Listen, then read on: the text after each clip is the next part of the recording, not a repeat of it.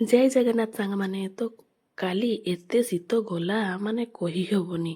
ଆଉ ଖାଇସାରିଲା ପରେ ଦ୍ୱିପହରେ ଏତେ ଶୀତ ଲାଗିଲା, ଲାଷ୍ଟକୁ ଟିକେ ନିଆଁରେ ସେକି ହେଲେ, ନିଆଁ ପୁହି ହେଲେ।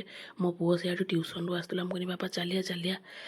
ତାପରେ ସେଠି ସବୁ ସେକି ସେକା ସାରିଲା ପରେ ଘରକୁ ଆସିକି ଟିକେ କଫି ପିଇବା ପାଇଁ ଇଚ୍ଛା ହେଲା। ତ ତା ବାପାକୁ ଦେଇକି ଆମେ ମା ପୁଅ କମଳ ଭିତରେ ପଶିକି ଟିକେ କଫିର ଏନ୍ଜୟ ନେଲୁ ଟିଭି ଦେଖି ଦେଖି।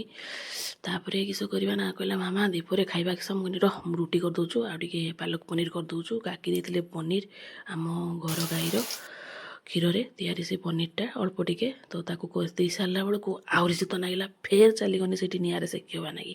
ସେଇଠି ସମସ୍ତେ ସେକି ହେଉଥିଲେ, ମୁଁ କହିଲି ର ମୁଁ ଟିକେ ନିଆଁ ବୋହି ଆସେ। ତାପରେ ଆସିକି ରୁଟି ଆଉ ତରକାରୀ ଖାଇସାରିଲା ପରେ ବାବା ଶୀତ ଯେ ଲାଗିଲା। ତାପରେ ଯାଉ ସଞ୍ଜ ହେଇଗଲା। ସଞ୍ଜ ଦେଇକି ଆସିଲା ବେଳକୁ ଏମାନେ ତାଙ୍କର ଚୁଲି ପାଖରେ ନିଆଁରେ ସେକି ହେଉଥିଲେ। ତାପରେ କିସ ସବୁ ହିସାବ ପତ୍ର କରୁଥିଲେ, ଫେର୍ ଯାଇକି ସେଇଠି ନିଆଁରେ ଟିକେ ସେକି ହେଇଗନି। ତାପରେ ଆସିକି ଆଉ ରାତିରେ ରୋଷେଇ କରତେ ଆଦୌ ଇଚ୍ଛା ହେଲାନି। ମୁଁ ମ୍ୟାଗି କରିଦେନି। ମୁଁ କହିଲି ମୋର ମ୍ୟାଗି ଖାଇଦେମି। ତାଙ୍କର ବାପ ବୋଉଙ୍କୁ ମ୍ୟାଗି ଭଲ ଲାଗେନି।